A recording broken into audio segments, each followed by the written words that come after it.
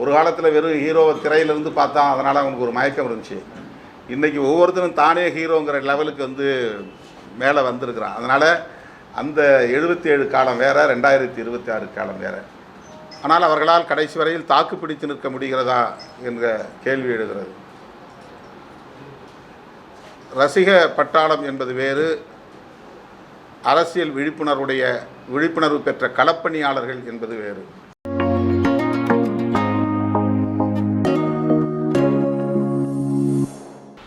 இயக்குனர் அனில் வி. நாகேந்திரன் அவர்கள் இயக்கியுள்ள வீர வணக்கம் என்னும் திரைப்படம் ஆகஸ்ட் 29 தமிழ்நாடு மற்றும் கேரளா ஆகிய இரு மாநிலங்களிலும் திரைக்கு வருகிறது. இயக்குனர் அவர்கள் சொன்னதைப் போல இரு மாநிலங்கள் தொடர்புடைய வரலாற்று நிகழ்வுகளை மையப்படுத்தி எடுக்கப்பெற்ற முதல் தமிழ் திரைப்படம் வீர வணக்கம். பி. கிருஷ்ணபிள்ளை கேரள மாநிலத்தில் கம்யூனிஸ்ட் கட்சி தோன்றுவதற்கு வளர்வதற்கு அடிப்படையாக பணியாற்றியவர். 20 ஆண்டுகளில் கேரளாவில் உழைக்கும் மக்களை அமைப்பாக்கிய பெருமைக்குரியவர். அவருடைய வரலாற்றையும் கம்யூனிஸ்ட் கட்சியின் வரலாற்றையும் சொல்லும் ஒரு திரைப்படமாக இந்த திரைப்படம் இயக்குனர் அனில் வி. நாகேந்திரன் அவர்களால் படைக்கப்பட்டு இருக்கிறது.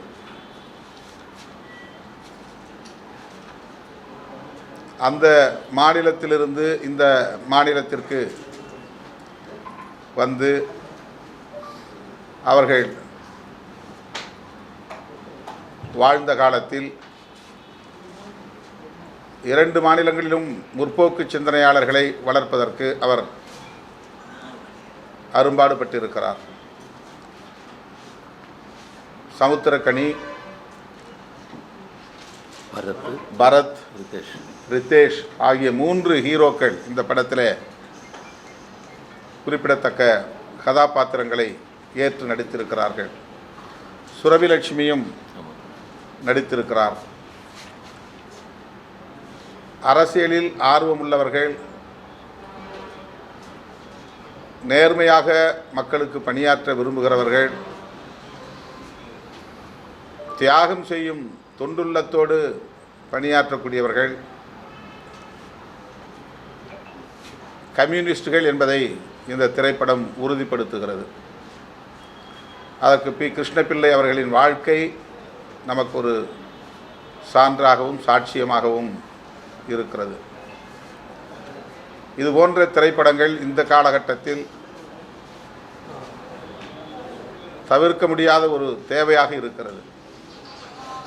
பொது வாழ்க்கை என்பது வெறும் அதிகார வேட்டைக்கானதல்ல. அரசியல் என்பது சொகுசான சுகமான வாழ்க்கைக்கானதல்ல. அடித்தட்டிலே உழலக்கூடிய மக்களின் வாழ்வுரிமைகளை மீட்பதற்கும் வாழ்வாதாரங்களை பாதுகாப்பதற்கும் போராட வேண்டும், முழுமையாக அர்ப்பணிக்க வேண்டும், மக்களோடு மக்களாக இருந்து அவர்களை அரசியல்படுத்த வேண்டும், ஆதிக்க சக்திகளையும் அதிகார வர்க்கத்தினரையும் எதிர்த்து துணிந்து களமாட வேண்டும். அதுதான் உண்மையான பொது வாழ்க்கை, அரசியல் தொண்டு. அந்த செய்தியை உணர்த்தக்கூடிய, இளைய தலைமுறைக்கு எடுத்து சொல்லக்கூடிய ஒரு மகத்தான உண்மை வரலாறு தான் வீர வணக்கம் என்கிற இந்த திரைப்படம். இதனை விடுதலை சிறுத்தைகள் உள்ளிட்ட அனைத்து ஜனநாயக சக்திகளும் வரவேற்க வேண்டும், இதனை வெற்றி பெறச் செய்ய வேண்டும், வணிக ரீதியாக வெற்றி பெறச் செய்ய வேண்டும் என்று சொல்லவில்லை. இதனை கருத்தியல் ரீதியாக வெற்றி பெறச் செய்ய வேண்டும். வெகு மக்களிடத்தில் கொண்டு போய் சேர்க்க வேண்டும். இளைய தலைமுறையினரிடத்தில் கொண்டு போய் சேர்க்க வேண்டும். இப்படித்தான் பொது வாழ்க்கையில் ஒவ்வொருவரும் தன்னை ஒப்படைத்து கொள்ள வேண்டும் என்கிற செய்தி மக்களுக்கு போய் சேர வேண்டும். அப்படிப்பட்ட ஒரு திரைப்படத்தை, வரலாற்று முக்கியத்துவம் வாய்ந்த திரைப்படத்தை அனில் வி நாகேந்திரன் அவர்கள் தமிழ் மற்றும் மலையாளம் ஆகிய இரு சமூகங்களை சார்ந்த மக்களுக்கு கொடையளித்திருக்கிறார். அனில் வி நாகேந்திரன் அவர்களுக்கு என்னுடைய வாழ்த்துக்களையும் பாராட்டுகளையும் தெரிவித்துக் கொள்கிறேன். இந்த படத்தில் மிகச்சிறப்பாக நடித்திருக்கிற சமுத்திரக்கனி, பரத் மற்றும் ரித்தேஷ், சுரபிலட்சுமி, 94 வயதிலே கிருஷ்ணபிள்ளையின் காதலியாக ஒரு போராளியின் காதலியாக நடித்திருக்கிறார். அவருடைய அர்ப்பணிப்பு மகத்தானது என்பதை இந்த திரைப்படம் நமக்கு உணர்த்துகிறது. இது காலத்தின் தேவை, வரலாற்றின் தேவை. இந்த திரைப்படத்தை அனைத்து தரப்பாரும் வரவேற்று வெற்றி பெறச் செய்ய வேண்டும் என்று வேண்டுகோள் விடுக்கிறேன். மலையாள சினிமாவில் அரசியல் சமூக கருத்துக்கள் அவங்களுடைய படமாக பெரிய முக்கிய அம்பேத்கர். தமிழ் சினிமாவில் அயோத்தி வெட்டப்பட சினிமா விஷுவல் கூட இது வரைக்கும் இல்லை. உங்கள் வாழ்க்கை கூட சினிமா இருக்குமா? இப்போ கூட பாமக தலைவர் அந்த மாதிரிலாம் வருமா? உங்கள் வாழ்க்கையை சினிமா எடுத்து பயன்படுத்துவீங்களா? அதை யோசிச்சுட்டு இருக்குது. ஒரு நல்ல ஆலோசனை. திரைப்படத் துறையில் உள்ளவர்களுக்கு நீங்கள் இந்த ஆலோசனையை வழங்கியிருப்பதாக நான் எடுத்துக்கொள்கிறேன். விடுதலை சிறுத்தைகள் கட்சியும் அதை பற்றி சிந்திக்கவும் கடமைப்பட்டிருக்கிறது. வாய்ப்பிருந்தால் விடுதலை சிறுத்தைகள் அதுபோன்ற மகத்தான ஆளுமைகளின் வாழ்க்கையை குறும்படமாகவோ திரைப்படமாகவோ எடுக்க முயற்சிப்போம். உங்கள் வாழ்க்கை சினிமா ஆரம்ப கால வாழ்க்கை போராட்டங்கள் நீங்கள் வளர்ந்தது யாரை ஹீரோ வச்சு எடுத்தால் நல்லா இருக்கும்? அவரை தான் எடுக்கலாம். அவர் நாம் உயிரோடு இருக்கும்போது நாமளே தான் ஹீரோ. அவர் உயிர் தான் முக்கியம். நீங்கள் ஏதாவது திரைப்படத்தை பற்றி சொல்கிறீங்க? இங்கே உட்காந்துருக்கீங்களா? இல்லைன்னா ப்ளீஸ் கண்டிப்பாக ப்ளீஸ். 1940s கேரளாவில் நடந்த ஒரு ஸ்டோரி தான் ஒரு பார்ட்டு. இப்போ தமிழ்நாட்டில் சில வில்லேஜில் எல்லாமே இது ஜாதி பிரச்சனைகளൊക്കെ இருக்குது. ஆக்சுவலி கேரளா தமிழ்நாடு என்னோடய ஃபீல் என்னென்னா ஒரு தாய் மக்கள் தான். மலையாளம் தமிழிலிருந்து வந்த லாங்குவேஜ் தான். லாங்குவேஜ் மட்டுமல்ல, இந்த கல்ச்சரு நம்ம எல்லா வரலாறுங்களும் நீதிக்கான போராட்டங்கள் எல்லாமே ஒரே மாதிரி தான். கேரளா ரொம்ப ரொம்ப கஷ்டமாக இருந்துச்சு ஒரு டைமில். சுவாமி விவேகானந்தம் இது பைத்தியாலயமாக கேட்ட நாடு தான். அந்த மாதிரி ஜாதி பிரச்சனைகள் இருந்தது. அதெல்லாம் மாற்றி ஒரு 1957 ஒரு கம்யூனிஸ்ட் கவர்மெண்ட்டு லோகமாக அது அட்டென்ஷன் கொடுத்த ஒரு கவர்மெண்ட்டு EMS நம்பூதிரிப்பாடு அதிൻ്റെ முக்கியமான அந்த ஒரு ஃபவுண்டேஷன் லே பண்ணிய ஒரு மிகப்பெரிய செயலாளர், கம்யூனிஸ்ட் பார்ட்டி செயலாளர், first founder leader P Krishnapillai தான். அது ஒரு அட்வென்ச்சரஸான ஒரு பிரேவ் கேரக்டர் தான். இந்த மாதிரி கேரக்டர் തന്നെ ஒரு கம்பேரிசன் கூட கிடையாது. செக்குவரேக்கு மேலே இருக்குன்னு நான் எப்போதும் அடிக்கடி சொல்லுவேன்.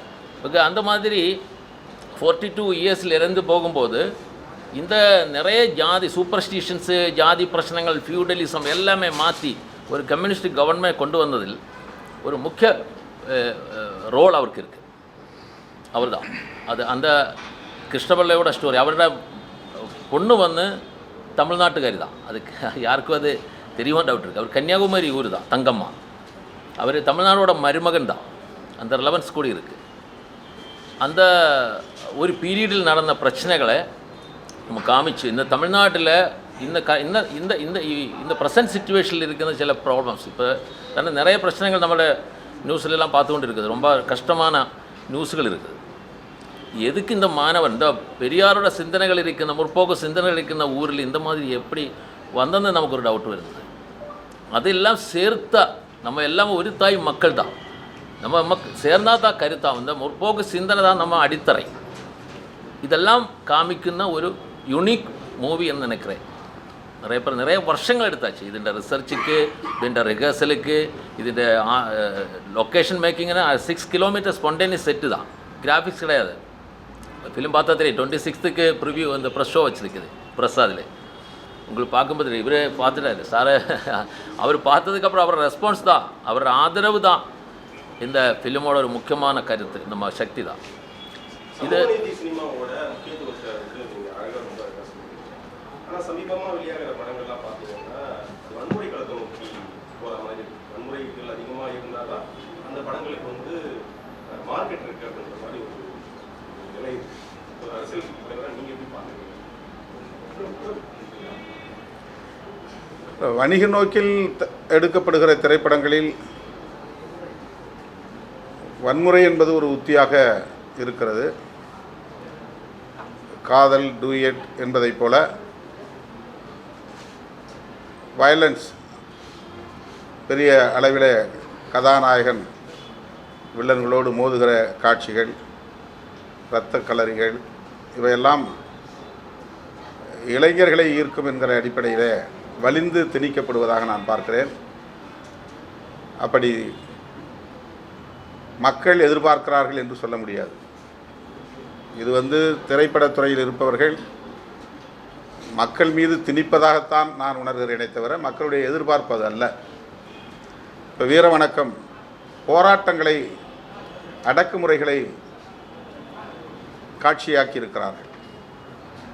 அதிலும் வன்முறை இருக்கிறது. ஆனால் அது வணிந்து திணிக்கப்பட்டதல்ல, நடந்தது, வரலாற்றில் நிகழ்ந்தவை. அதை காட்டுவதற்காகத்தான் அந்த காட்சிகள் இருக்கின்றன. ஆகவே இதுபோன்ற காட்சிகள் நடந்தவை, இனி நடக்கக்கூடாது என்கிற அடிப்படையில் திரைப்படங்களில் காட்சிப்படுத்துவது வரவேற்கக்கூடியவை. வணிக நோக்கில் திணிக்கப்படுகிற வன்முறைகள் ஏற்புடையதல்ல. இந்தியாவில் எத்தனையோ மாநிலம் தமிழ்நாட்டில் தான் சினிமாவுக்கு அரசியல் 67லேருந்து ஒரு 50 வருஷமாக சினிமாக்காரங்க செய்யப்பட்டவங்க சிஎம் இருந்தாங்க. ஒரு 10 வருஷமாக தான் சினிமா இல்லாத இருக்கும். வருங்காலத்தில் சினிமாக்காரங்க தான் சிஎம் இருப்பாங்களா, எதிர்கட்சியாக இருப்பாங்களா? உங்களோட கருத்து என்ன? திரைய கவர்ச்சி இன்னும் தமிழ்நாட்டில் இருக்காங்க. அப்படி இருக்கிறதுனால தான் வந்து திரைப்படத்துறையை சார்ந்தவர்கள் நம்பிக்கையோடு களமிறங்குகிறார்கள். ஆனால் இன்றைய தலைமுறையினர் அரசியல்வாதிகளை விடவும் அரசியல் விழிப்புணர்வு பெற்றவர்களாக இருக்கிறார்கள் என்பதை நாம் கணக்கிலே கொள்ள வேண்டும், கருத்திலே கொள்ள வேண்டும். 40 ஆண்டுகள் 50 ஆண்டுகள் அரசியல் களத்தில் பணியாற்றக்கூடியவர்களின் போக்குகளை துணிந்து விமர்சிக்கக்கூடிய அளவுக்கு அரசியல் ஈடுபாடு, அரசியல் விழிப்புணர்வு தமிழகத்தில் கூடுதலாக இருக்கிறது, வளர்ந்திருக்கிறது என்று நான் நம்புகிறேன். எனவே வெறும் திரை மாயை ஆட்சியை பிடிக்க போதாது. தமிழ்நாட்டு மக்கள் அப்படி ஏமாற மாட்டார்கள் என்று நான் நம்புகிறேன். இத்தனை ஆண்டுகள் 10,000 கிலோமீட்டர் தமிழ்நாடு ஒவ்வொரு இடத்துல பிரச்சனைகளை சந்திச்சு மக்களோட மக்களாக போய் பார்த்துட்டு நடிகர் விஜய்ங்கிற ஒரு கட்சி ஆரம்பிச்சு எங்கேயுமே போல எங்கேயும் பண்ணுறாங்க. 6 மணிக்கு மேலே பேச மாட்டாரு மக்கள் பண்ணுறாங்க. ஆனால் அவரோட மாநாட்டுக்கு இத்தனை லட்சம் பேர் எப்படி இருந்தாங்க? என்ன காரணம்?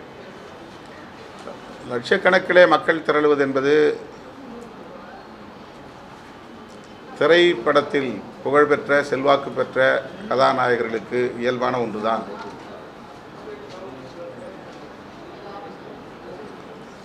ஆந்திராவிலே சிரஞ்சீவி, பவன் கல்யாண், அதைப்போல தமிழகத்திலே பல தலைவர்கள் இன்றைக்கு நாம் விஜயகாந்த் உட்பட விஜய் வரையிலும் பார்க்கிறோம். ஆனால் அவர்களால் கடைசி வரையில் தாக்கு பிடித்து நிற்க முடிகிறதா என்ற கேள்வி எழுகிறது. ரசிக பட்டாளம் என்பது வேறு, அரசியல் விழிப்புணர்வு பெற்ற களப்பணியாளர்கள் என்பது வேறு.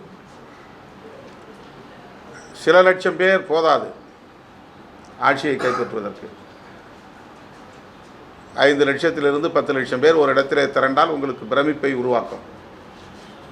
ஆனால் அது ஆட்சிக்கு பயன்படாது. அதை வைத்து நாம் ஆட்சி மாற்றமே நிகழ்ந்துவிடும் என்று சொல்ல முடியாது. கட்சி தொடங்கி இத்தனை ஆண்டுகள் கடந்த நிலையில் 2 மாநில மாநாடுகளை நடத்தியிருக்கிறார்கள். 1வது மாநாடு 2வது மாநாடு என்று தான் அதற்கு பெயர் சூட்ட முடிந்ததை தவிர கருத்தியல் சார்ந்து அந்த மாநாட்டுக்கு பெயர் சூட்ட முடியவில்லை. அதில் ஒரு ஐடியாலஜிக்கல் கான்செப்ட் இல்லை. இப்போ நாங்கள் மாநாடு நடத்துகிறோம்னா வெல்லும் ஜனநாயகம் மாநாடு, அதில் ஒரு கான்செப்ட் இருக்குது. தேசம் காப்போம் மாநாடு, அதில் ஒரு கான்செப்ட் இருக்குது. மது ஒழிப்பு மாநாடு, அதில் ஒரு கருத்தியல் இருக்குது. அரசமைப்பு சட்டத்தை காப்போம் அப்படின்னு ஒரு பெயர் சொல்லி அதில் ஒரு மாநாடு போடுறோம். அந்த மாதிரி மாநாட்டுக்கு 1வது மாநாடு 2வது மாநாடு 3வது மாநாடு போடுறாங்கனாலே ஐடியாலஜிக்கலாக அவங்களால பொருத்தி பார்க்க முடியல.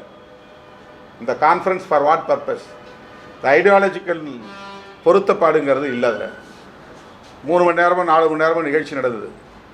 வெறும் கூச்சல், வெற்று சவடால்கள், விஜய் மாநாடு என்று தான் சொல்ல வேண்டிய நிலை இருக்கிறது. அதில் அதிகபட்சமாக ஆட்சியை கைப்பற்றுவோம் என்கிற ஒரு வேட்கை தெரிகிறது. அதனால் திமுகவை வீழ்த்துவோம் என்கிற வெறுப்பு வெளிப்படுகிறது.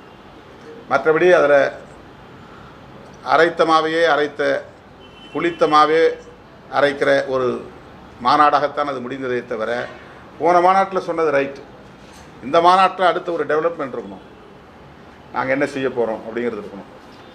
அல்லது இன்றைக்கி நடந்து கொண்டு இருக்கிற நடப்பு அரசியல் குறித்து, இன்றைக்கி எஸ்ஐஆர் ஒரு பேர்னிங் இஷ்யூ, அதை பற்றி எதுவும் ஒரு பேசலை. ஸ்பெஷல் இன்டென்சிவ் ரிவிஷன் பீகாரில் யாத்ரா போயிட்டுருக்கிறார். நாடு தழுவிய பிரச்சனை, ஒரு செஷனே நடக்கலை இந்த பிரச்சனைக்காக. அடுத்து 3 சட்டங்கள் 30 நாள் உள்ளே இருந்தால் போதும் அவங்க பதவியை பறிச்சிட முடியும்னு ஒரு சட்டம் வந்திருக்கு.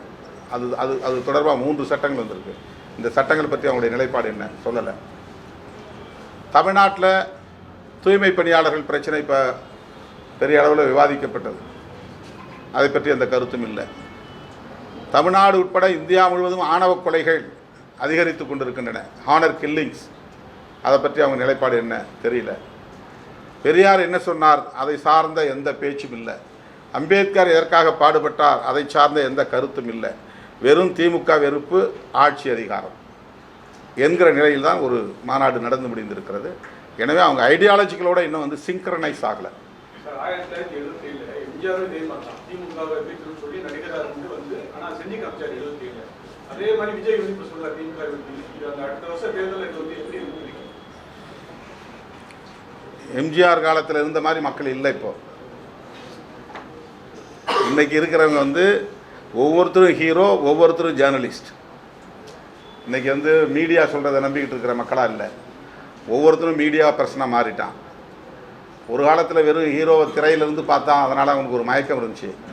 இன்றைக்கி ஒவ்வொருத்தரும் தானே ஹீரோங்கிற லெவலுக்கு மேலே வந்திருக்கிறான். அதனால் அந்த 77 காலம் வேறு, 2026 காலம் வேறு.